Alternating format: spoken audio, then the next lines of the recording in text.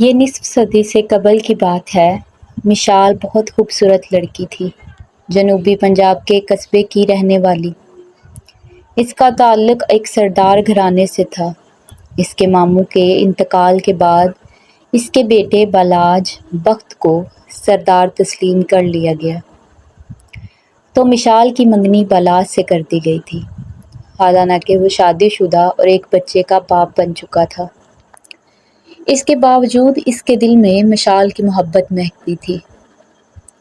یہ آپس کے رشتے تھے، خاندان سے باہر لڑکی کا رشتہ نہیں ہو سکتا تھا، اور خاندان میں کوئی اور رشتہ اس کے جوڑ کا نہیں تھا۔ بگنی کے وقت مشال 12 برس کی تھی۔ دیکھتے ہی دیکھتے وہ سر و قد ہو گئی۔ تبھی باپ نے اس کا نکاح سردار بالاج سے کر دیا۔ رخصتی 1 سال بعد ہونا قرار پائی۔ ان کے اور بالاج کے گھر کے بیچ صرف ایک دیوار کا فاصلہ تھا۔ وہ جب چاہیں اس کے گھر آ جا سکتی تھی، اور وہ بھی مشال کے گھر جا سکتا تھا۔ یہ اس کی پھوپھی کا گھر تھا۔ ان کا رشتہ ایسا تھا کہ کوئی انہیں روک نہیں سکتا تھا۔ سردار بالاج مطلق العنان طبیعت کا مالک تھا۔ بستی پر اس کے نام کا سکہ چلتا تھا۔ وہ جو چاہتا تھا وہی ہوتا تھا۔ سردار غیور بھی تھا اور خود سر بھی، جذباتی تھا اور ضدی بھی۔ اس کی بیوی اس کی ان خصوصیات سے اچھی طرح واقف تھی، تبھی اس کی راہ میں رکاوٹ کھڑی کرنا ابس جانتی تھی۔ وہ ایک قبیلے کے سردار کی عزت تھی۔ اس کی زندگی اور موت اس کی 4 دیواری تک محدود تھی۔ اس نے مشال اور سردار کے بندھن کو ایک زندہ حقیقت جان کر ذہنی طور پر تو اس سے سمجھوتا کر لیا تھا، لیکن اس کے دل نے سمجھوتا نہ کیا۔ اس کی زبان ضرور بند تھی، مگر دل اندر ہی اندر سلگتا رہتا تھا۔ مشال سردار کی ہونے والی دوسری بیوی تھی۔ یہ بات تسلیم شدہ تھی، اس لیے نوکر چاکر اسے سردارنی کا درجہ دینے لگے تھے۔ بالاج بھی گھر آتے ہی پہلے پھوپھی کے گھر جاتا، اور مشال جہاں بھی ہوتی سردار کے آنے کا سن کر بھاگی ہوئی آتی۔ سردار لوگ اپنی عورتوں کو گھر سے باہر لے جانا معیوب خیال کرتے تھے۔ یہ ان کی روایات اور خاندانی وقار کے خلاف تھا۔ اس کے باوجود بالاج دل کے ہاتھوں مجبور ہو جاتا، اور مشال کی فرمائش پر اکثر اسے اپنے ساتھ شہر لے جاتا، جہاں وہ اپنی پسند سے شاپنگ کر کے خوشی محسوس کرتی۔ وہ بھی اس کے آگے دنیا کی ہر شے ڈھیر کر دینا چاہتا تھا۔ کپڑے، زیور، سنگھار کا سامان، اس کا بس نہ چلتا تھا کہ آسمان سے تارے توڑ کر لے آتا۔ اس توجہ نے مشال کو مغرور بنا دیا تھا۔ اس سردار کی محبت پر بڑا مان تھا۔ وہ سمجھتی تھی کہ وہ اس کی ہر بات مان لے گا۔ سردار کی بیوی عزت خانم اپنی آنکھوں سے شوہر کی محبت کا یہ کھیل دیکھتی رہتی اور اندر ہی اندر سلگتی رہتی، مگر محرابہ لب تھی کہ نکاح ہو چکا تھا، اور اب وہ رخصتی بھی چند ماہ بعد ہونے والی تھی۔ وہ بیچاری کیا کرتی؟ خاموشی سے اپنے بہتے ہوئے آنسو پونچھ لیتی، اور پھر مسکراتے ہوئے صحن میں آ جاتی۔ عزت بی بی سردار سے بہت ڈرتی تھی، تبھی کچھ کہنے کا یارانہ نہ تھا، جبکہ مشال کم عمر اور الڑ تھی، خود کو اپنی سوتن سے برتر جانتی تھی۔ ایک فاتحہ کی طرح اس کے سامنے سر اونچا کر کے چلتی، اور عزت خانم کو جلانے کے لیے اس کے سامنے بالاج کے ساتھ باتیں کرنے لگتی۔ عزت خانم ایک مجبور عورت کی مانند یہ سب دیکھ کر اپنی ٹھنڈی آہوں کو دل میں ہی گھونٹ لیتی تھی۔ ان آہوں نے آگ کی طرح سلگ کر راکھ کر کے اس کے پھیپھڑوں میں سوراخ کر ڈالے، اور وہ ٹی بی کا شکار ہو گئی۔ اب اسے ہر وقت بخار رہتا۔ سردار پر عزت خانم کے اس خاموش اور سنگین احتجاج کا بھی کوئی اثر نہیں ہوتا تھا۔ کہتے ہیں مظلوم کی آہ رائگاں نہیں جاتی۔ شاید اس کی خاموش آہوں نے بھی عرش تک رسائی پائی کہ مشال کی قسمت کا ستارہ گردش کے گرداب میں پھنس گیا۔ سردار بالاج کو اپنے لوگوں کے کاموں کے سلسلے میں اکثر باہر رہنا پڑتا تھا۔ جب وہ علاقے سے باہر ہوتا مشال کا جی گھبرانے لگتا، وہ اتاولی سی پھرنے لگتی، کبھی باپ کے گھر سے ماموں کے گھر اور کبھی ماموں کے گھر سے پھر باپ کے گھر آتی اور جاتی۔ اس طرح وہ سارا دن بے چین قیدی کی مانند دونوں گھرانوں کے بیچ چکر لگاتی رہتی تھی۔ وہ سوتن سے تو دل کی بات نہ کر سکتی تھی اور نہ یہ پوچھتی تھی کہ سردار کب آئیں گے، کتنے دنوں بعد آئیں گے اور کہاں گیا ہے۔ تبھی وہ نوکر لڑکا خانو کا سہارا لیتی،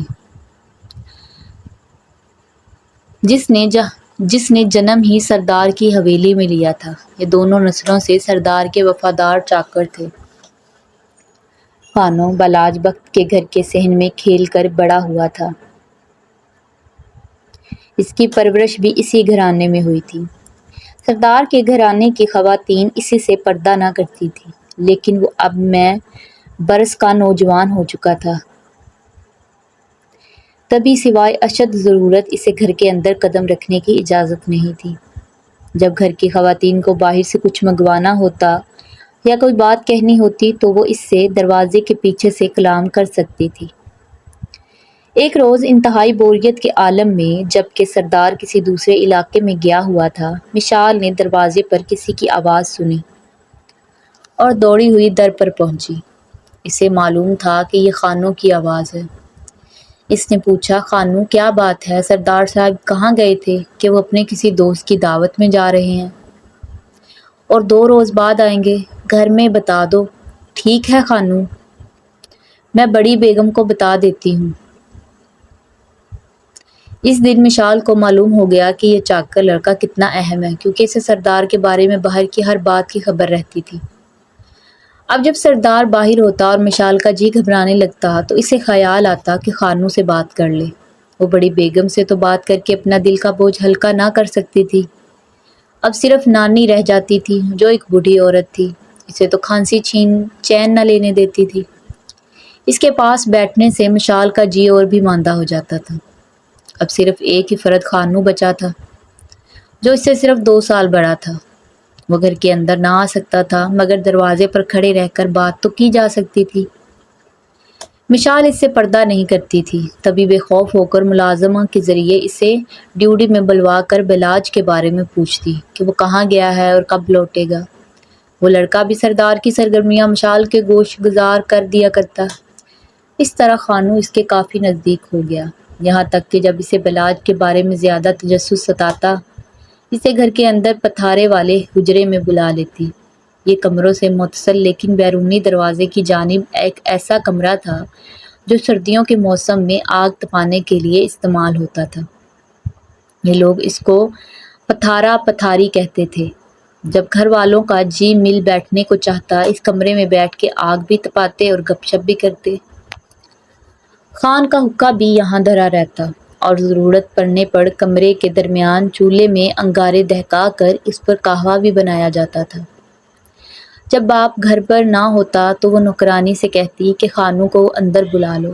خانو اس کے حکم کی تعمیل کرتا ہوا پتھارے میں ایک طرف بیٹھ جاتا۔ ملازمہ قہوے کا برتن چولہے پر رکھ دیتی۔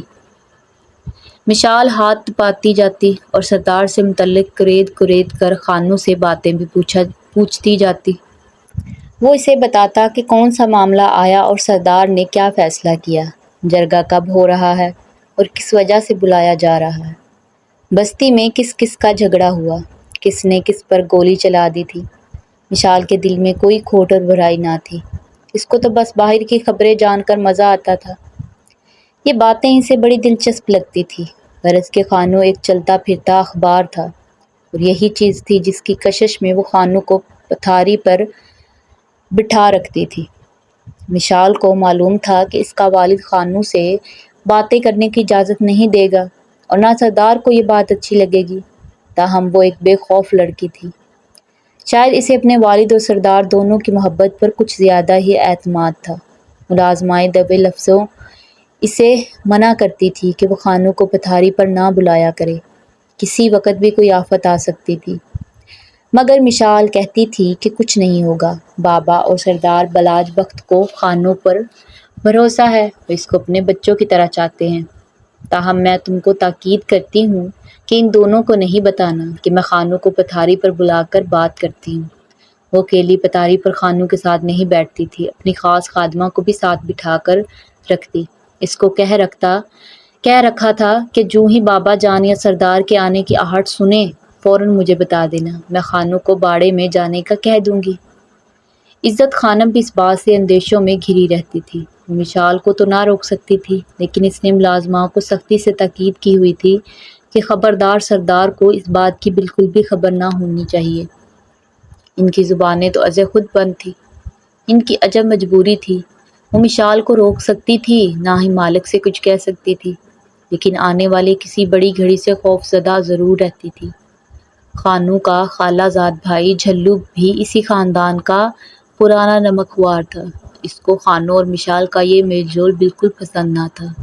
کئی بار اس نے خانوں کو تنبیہ کی، مگر اس نے خالہ کے بیٹے کی بات کو بالکل بھی اہمیت نہ دی، حتیٰ کہ ایک بار گالی گلوچ سے اس کی تواضع بھی کر دی۔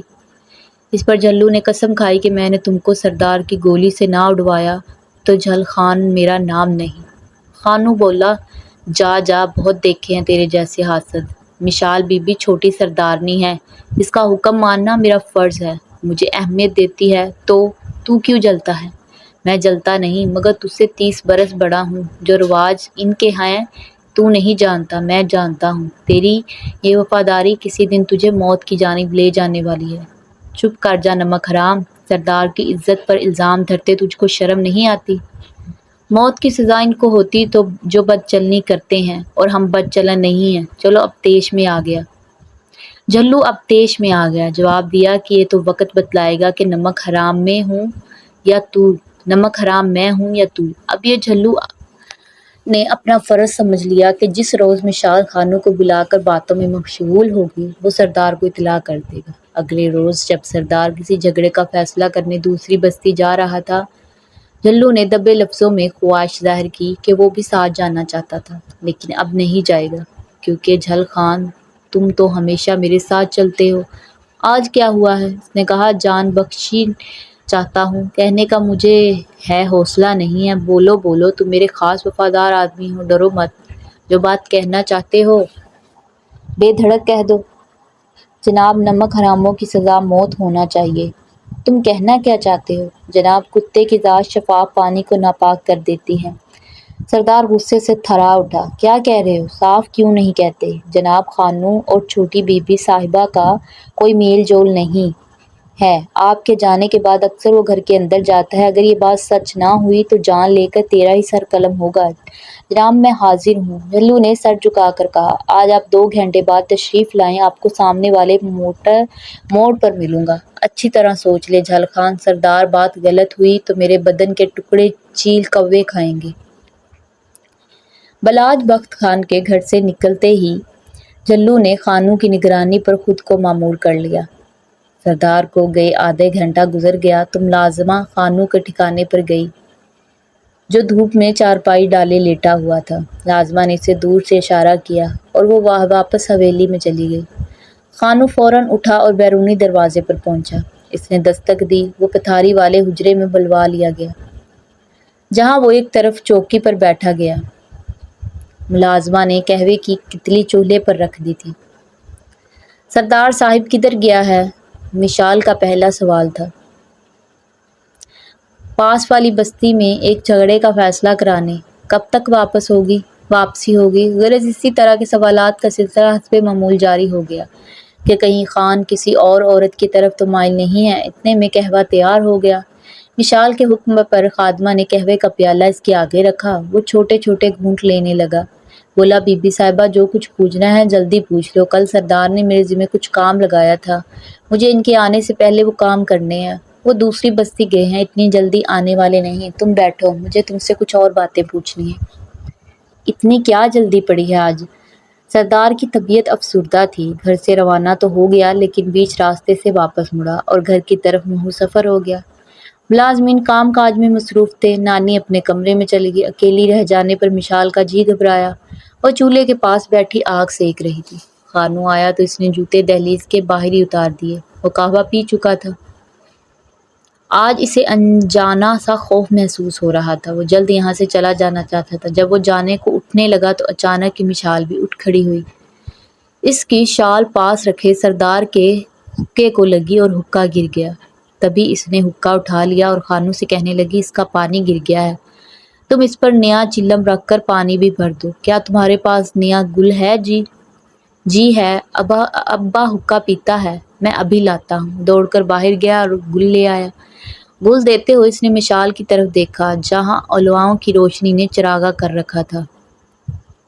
وہ اپنے نام کی لاج تھی، سرخ گلابی دہکتا ہوا رنگ جسے واقعی مشل جل رہی ہو، اور اتنی خوبصورت تھی کہ اس پر 1000 بار اپنی جان بھی قربان کر سکتا تھا۔ اس نے گل یعنی مٹی کا بنا ہوا کپ سا چلم اس کے آگے کر دیا، پھر حکا اس کو پکڑاتے ہوئے بولی، لو اسے پانی بھر دو۔ کیا تم حکا پیتے ہو؟ ادھر یہ باتیں چل رہی تھی اور ادھر جھلو موڑ پر کھڑا تھا۔ سردار کو آتے دیکھ کر اس نے کہا، آپ ٹھیک وقت پر آ گئے ہیں۔ اب سردار آگے آگے اور بدبخت آدمی اس کے پیچھے پیچھے تھا۔ ادھر پتھاری والے کمرے میں مشال اسی لمحے خانو کو حکا پکڑ کر پوچھ رہی تھی کہ کیا تم حکا پیتے ہو؟ یہ فقرہ بھی بلاج بخت خان نے اپنے کانوں سے سنا اور حکا کو پکڑتے ہوئے اپنی آنکھوں سے دیکھا۔ تبھی اس کی آنکھوں میں خون اتر آیا۔ اس نے بڑی بیگم کو آواز دی، عزت میری بندوق لاؤ۔ سردارنی برآمدے میں تھی، شوہر کے رخ پر تناؤ دیکھ کر لرز گئی۔ اتنے میں سردار نے جھلو کو آواز دی، اندر آ جاؤ اور بندوق مجھے دے دو۔ یہ سن کر عزت خانم تیز قدم اٹھتی اپنے کمرے میں دوڑی۔ وہ سمجھ گئی کہ آج اس کا شوہر ضرور خون بہانے کے ارادے سے بندوق مانگ رہا ہے۔ جھلو اندر آ گیا اور سردار کو بندوق تھما کر باہر چلا گیا۔ خوف کے مارے خانو کے ہاتھ سے حکا اور چلم دونوں گر پڑے اور قدم حجرے کے فرش پر جم گئے۔ اس پر ہلنے اور بھاگنے کی سکت نہ رہی تھی۔ اسی وقت ضعیف ملازمہ آتی دکھائی دی۔ سردار گرجا مائی تو ہٹ جا میرے سامنے سے۔ اسی وقت مشال کو موقع مل گیا اور وہ دروازے سے باہر نکل بھاگتی ہوئی اپنے باپ کے گھر چلی گئی۔ وہ غلط تھے یا صحیح، بلاج بخت کو یہ سوچنے کی فرصت نہ تھی۔ اس نے مشال کو خانو کے حکا تھماتے ہوئے دیکھ لیا تھا، بس یہی منظر اس کی غیرت پر تازیانہ لگانے کو کافی تھا۔ مشال اس کی منقوہ، اس کی عزت تھی اور اس کے نوکر کو حکا پیش کر رہی تھی۔ اس سے بڑی اور کیا توہین ہو سکتی تھی؟ اس نے گرج کر خانو کو للکارا، نمک حرام کلمہ پڑھ، تیری موت کی گھڑی آ گئی ہے۔ وہ سراسیمہ ہو کر مالک کے قدموں پر گر گیا۔ اس نے اپنی بے گناہی کی قسم کھائی اور بولا، بے شک مجھے چوکھا منظور ہے، میری بے گناہی ثابت ہو جائے گی، تیرے لیے چوکھے کی ضرورت نہیں ہے۔ تو میرے گھر کے اندر موجود ہے، میری آنکھیں دیکھ رہی ہیں۔ تجھے گھر کے اندر آنے کی اجازت کس نے دی؟ اس قبیلے میں چوکھے کی رسم ہوتی تھی جس پر بد چلنی کا شبہ ہوتا تھا۔ اس کو انگاروں پر سے گزارا جاتا تھا۔ ان دہکتے انگاروں کو چخا کہتے تھے۔ ان کے مطابق گنہگار کے پاؤں جل جاتے اور وہ ہلاک ہو جاتا، جبکہ جو گنہگار نہ ہوتا وہ جلنے سے بچ جاتا اور ہلاک نہ ہوتا۔ تجھ کو میرے گھر میں آ کر اہل خانہ کے سامنے آنے کی جرأت کیسے ہوئی؟ یہ کہتے اس نے خانو پر فائر کھول دیا۔ وہ گر کر تڑپنے لگا۔ فرش اور دیواریں خانو کے خون سے رنگین ہونے لگی۔ ادھر مشال گھر کے بیچ دروازے کو پھلانگتی اپنی حویلی سے دوڑتی نانی کے کمرے میں پہنچی اور اس کے پلنگ کے نیچے چھپ گئی۔ وہ سسک کر پھولی سانسوں سے کہہ رہی تھی کہ نانی، سردار مجھے مارنے آ رہا ہے، مجھے کو بچا لو۔ نانی کی کچھ سمجھ میں نہیں آیا کہ کیا ہوا ہے۔ سردار مشال کو تلاش کرتا ہوا نانی کے کمرے میں آیا۔ اس نے پوچھا، اماں جی مشال کہاں ہے؟ نانی کو بہرحال سنگینی کا احساس ہو گیا تھا۔ وہ بولی، مجھے پتا نہیں کیا بات ہے، تم کیوں اسے ڈھونڈ رہے ہو؟ نانی سچ بتا دے ورنہ تجھ کو گولی مار دوں گا۔ وہ زخمی شیر کی طرح دھاڑا۔ عورت ماں ہو یا نانی، ممتا کا دل رکھتی ہے۔ کہنے لگی، مار دے گا مجھے؟ مشال کا کچھ پتا نہیں۔ اتنے میں شور سن کر مشال کا باپ جو ابھی بھی باہر سے آیا تھا وہاں پہنچ گیا۔ اس نے ساس سے کہا، اماں بتا دے وہ کہاں ہے، میں اس کا باپ ہوں، اس کی زندگی کا تمنائی ہوں، مجھ پر اعتبار کر۔ نانی مجبور ہو گئی اور اپنے پلنگ کے نیچے کی طرف اشارہ کر کے بولی، بیٹا قسم کھا اسے مارو گے نہیں۔ باپ نے پیار سے پکارا، مشال نکل آ، میرے ہوتے ہوئے کوئی تجھے کچھ نہیں کہہ سکتا۔ آ میری بچی باہر آ جا، تو اپنے باپ کی ایمان میں ہے۔ مشال نے باپ کی آواز سنی تو اس کو ڈھارس ہوئی اور وہ ڈری سہمی باہر نکل آئی۔ باپ نے پیار سے ہاتھ پکڑا اور بلاج بخت کے گھر لے چلا۔ جب وہ پتھاری والے کمرے میں آئے جہاں خانو کے جسم سے خون کے فوارے نکل گئے تھے، یہ منظر دیکھ کر مشال ڈر کر رونے لگی اور دہائی دینے لگی، خدا کا واسطہ مجھے مت مارنا۔ سردار نے بندوق سیدھی کی مگر گولی نہ چلی۔ بندوق خالی ہو چکی تھی۔ اس نے ہاتھ بڑھا کر دیوار سے تلوار کھینچ لی اور مشال کے والد کی طرف دیکھ کر بولا، یہ نوکر کے ساتھ تھی، میں سر پر پہنچ گیا۔ ماما اب بتا تیری کیا رائے ہے؟ سردار بیٹے میری مرضی وہی ہے جو تیری ہے، جو تیرے دل میں ہے وہ سلوک کر لے۔ وہ بیٹی کو بلاج بخت خان کے سپرد کر کے باہر نکل گیا۔ سردار نے تلوار پھینک کر اس پر وار کیا۔ مشال نے تلوار کو مٹھی میں پکڑ لیا، اس کی 5 انگلیاں کٹ گئی۔ موت کا یہ کھیل کافی دیر جاری رہا۔ ملازمائیں دیکھتی رہ گئی۔ عزت خانم دہائیاں دیتی رہ گئی، اس کو جان کی امان دے دے۔ خان بولا، ہٹ جاؤ، دور رہو ورنہ تجھے بھی۔ کسی کی ہمت نہ ہوئی کہ سردار کا ہاتھ روک سکتا۔ وہ مدد کو چلاتی رہ گئی لیکن کوئی اس کی مدد کو نہ آیا۔ اس نے محبت کے واسطے دیے، بے گناہی کی قسمیں کھاتی رہی۔ جوانی کا زور تھا، جان آسانی سے نکلتی نہیں تھی۔ زندہ رہنے سے بھی پیار بہت تھا۔ تلوار کے وار سے کر بھی اس کو پکڑتی رہی۔ زندگی کی آخری سانس تک حیات کی اس آخری جنگ میں اس نے اپنی ساری طاقت صرف کر دی، پھر آخر کار گر پڑی۔ آخری وار میں سردار نے اس کی شاہ رگ پر تلوار پھیر دی اور دونوں کی لاشوں کو گہری کھائی میں پھنکوایا اور خود تھانے پیش ہو گیا۔ 4 سال کی قید بھگت کر وہ واپس آ گیا۔ آج بھی وہ کمرہ اس بھیانک داستان کی نشانی کے طور پر اسی طرح موجود ہے، جس کی دیواروں پر خون کے دھبے ہیں۔ یہ خون 2 بے گناہوں کا ہے، جن کو محض غلط فہمی کے نتیجے میں مار دیا گیا تھا۔ اگر آپ کو یہ کہانی اور یہ داستان پسند آئی ہے تو میرے چینل کو سبسکرائب کریں اور ویڈیو کو لائک اور شیئر کریں تاکہ مزید ایسی سٹوریاں آپ تک پہنچتی رہیں۔ اللہ حافظ۔